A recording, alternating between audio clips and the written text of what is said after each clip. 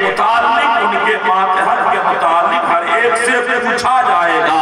ہر ایک ہمیں سے گارجن ہے, ہم اپنے گھر کے گارجن ہیں, آپ اپنے گھر کے گارجن ہیں.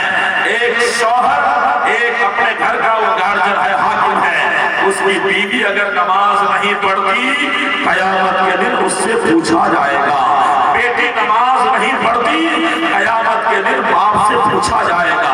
بیٹا نماز نہیں پڑھتا قیامت کے دن اس باپ سے پوچھا جائے گا. ذرا سوچو, کلیجے پہ ہاتھ رکھے, ہم خود بے نمازی ہیں, ہمیں اپنی بیوی کے متعلق بھی سوال کا جواب دینا ہوگا. ہمیں اپنے بچے اور بچیوں کے بارے میں بھی قیامت کے دن سوال کا جواب دینا ہوگا. ہم تو خود بے نمازی ہیں, ہم بیوی کے بارے میں کیسے جواب دیں گے, بیٹی کے بارے میں کیسے جواب دیں گے, بیٹا کے بارے میں کیسے جواب دیں گے. اس لیے پروردگار سے کیا ٹھکانا ہے زندگانی کا. آدمی بلبلا ہے پانی کا, موت تو آئے گی لیکن خبردار کر کے نہیں آئے گی, اچانک آئے گی.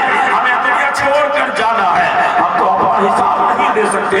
بیوی کا بھی آپ سے حساب لیا جائے گا, بیٹی کا بھی آپ سے حساب لیا جائے گا, بچے کا بھی آپ سے حساب لیا جائے گا.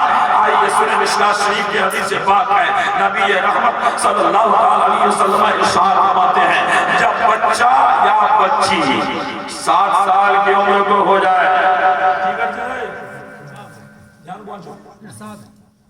ارے اس کو کم کرو نا جی, سکون سے بیٹھیے, صحیح سے چلاؤ نا جی.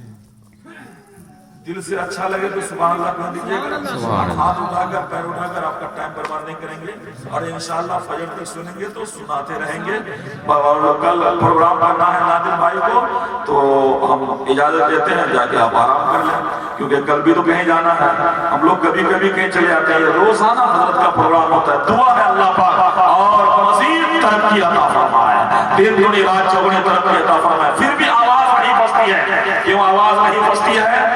کبھی کبھی پروگرام جو کرتا ہے اس کی آواز پھنستی ہے, جو روزانہ پروگرام کرتا ہے اس کی آواز اور ایکسپریس ہو جاتی ہے. اور پھر ثانیے غلام حسان بن ثابت بن کر جب انسان نعت پڑھتا ہے اللہ اور اس کے رسول کی رضا کے لیے, بندہ پڑھتا ہے, پڑھوانا مدینے والے کا کام ہوتا ہے, پڑھوانا مدینے والے کا کام ہوتا ہے.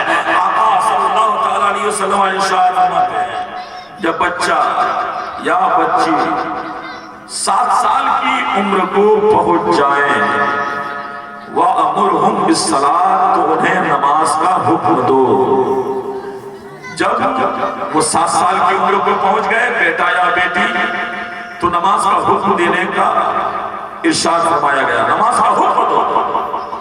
جب 3 سال گزر جائے, کہتے کہتے سمجھاتے سمجھاتے 10 سال کی عمر کو پہنچ جائیں, تو آقا نے ارشاد فرمایا کہ سمجھاتے سمجھاتے تھک گئے, 3 سال کا عرصہ